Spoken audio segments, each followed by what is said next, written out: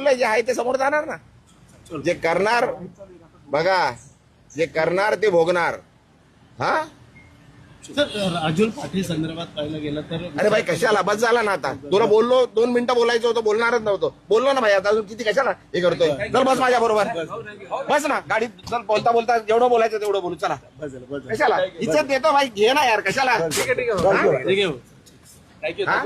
जरा माझं हे बघू नका तुम्ही, अति करताय. हे भाई बस ना, बंद कर ना आता, बंद कर. नाहीतर भाई मी विसरून जाईल मी खासदार आहे. तुम्ही काय पहिल्यापासून सांगितलंय मी. हॅलो, इज्जत करतो, इज्जत करा. सांगतोय बरं, तुम्ही उगाच माझी आहे घे, रेकॉर्ड कर.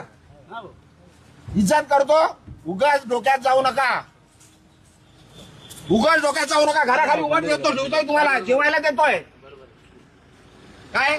उगाच त्यांच्याकडे जाल, ते बोलतात ना मला, मी बोलणार नाहीये. आता परत आले तर मारून पाठवणार तुम्हाला. पण जे बोलायचं लिहायचं ते लिहा, रेकॉर्ड करा आणि सांगा तिकडे कमिशनरकडे जाऊन कंप्लेंट करा. इज्जत करतोय तुम्हाला, सहन करतोय, खूप दिवस सहन केला तुम्ही.